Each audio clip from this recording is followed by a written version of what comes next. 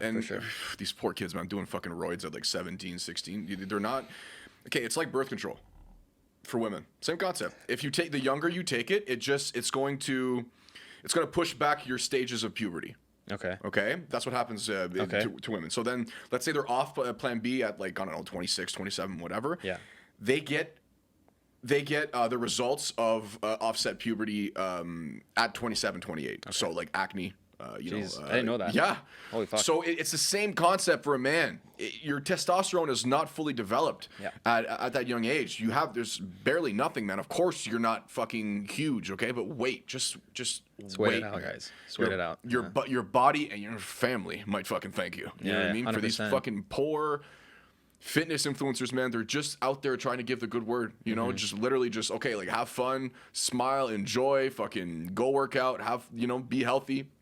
And and the other thing is, like, you'd be surprised how much you can accomplish as like a natural. Like you can do really Absolutely. well. Like the only thing is that not the standard, but I would say like the goal is so high right now because this whole fitness community and YouTube and stuff like that, like let's be honest, for the most part, they're all taking something.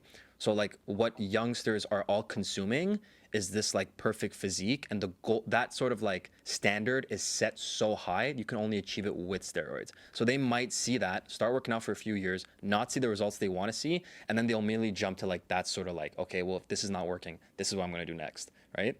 But it's like, first off, if you're working out and you're 17, 18, you have a lot left. Like you have a lot of time left. Like if you don't see the results, like when I started working out, I swear from 18 to 19, I saw some results and I was like, man, this is going great. And then from like 19 to 20, I saw more.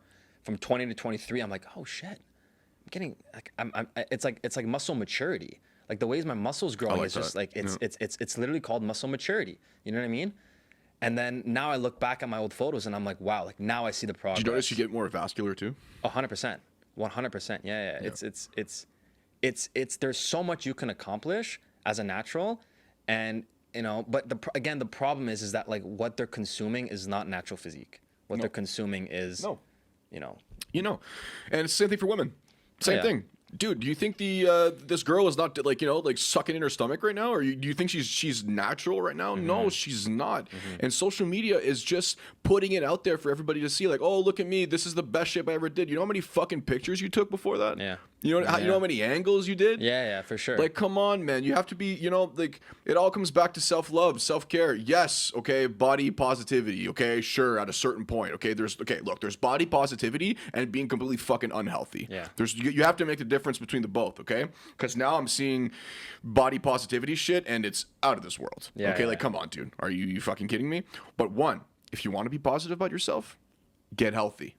The positivity will come. 100%. When you look at yourself in the mirror, you can say, okay, look, I love myself at 300 pounds, okay? I was saying the same thing. You don't.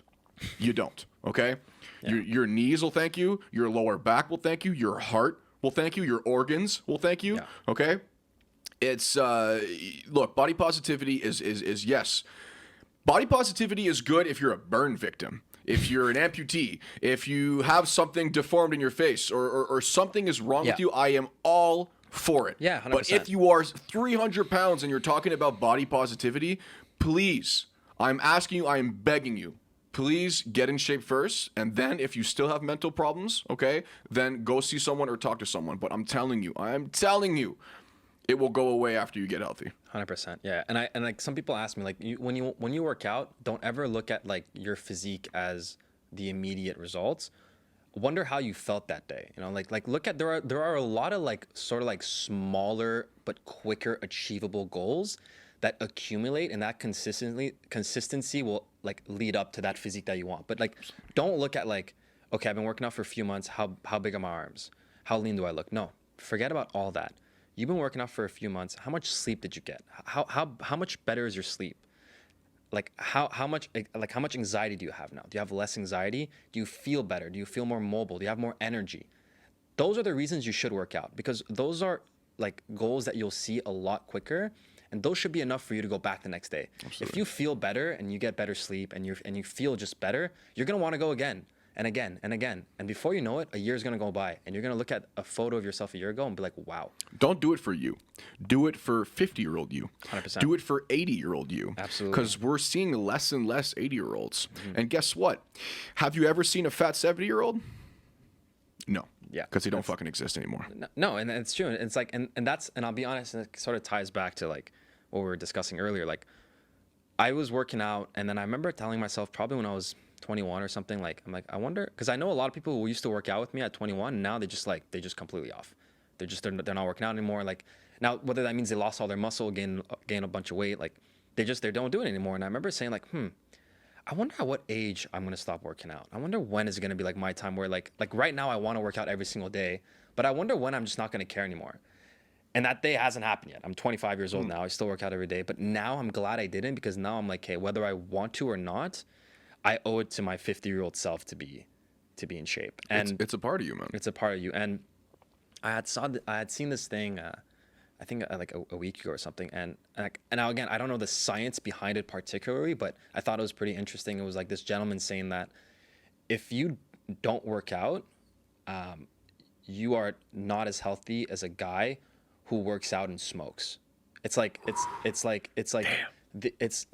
I know that there's like a lot of science behind working out. One of the biggest ones is that exercise helps like create newer cells. Like your cell regeneration, the rate at which it regenerates is a lot higher when you exercise. So a smoker who works out versus a smoker who does not, the smoker who works out is healthier. No.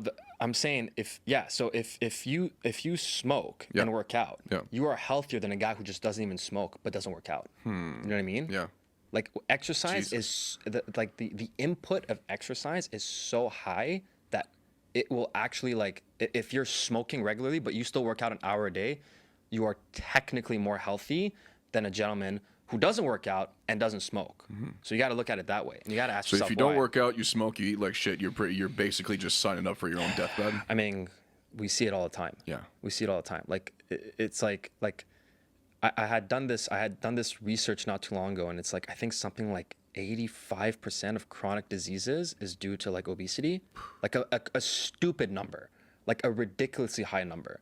And if you look at like diabetes, for example, there's type 1 and type 2. I can't remember which one. I think type 1 you're is born with, and type 2 you develop. Exactly.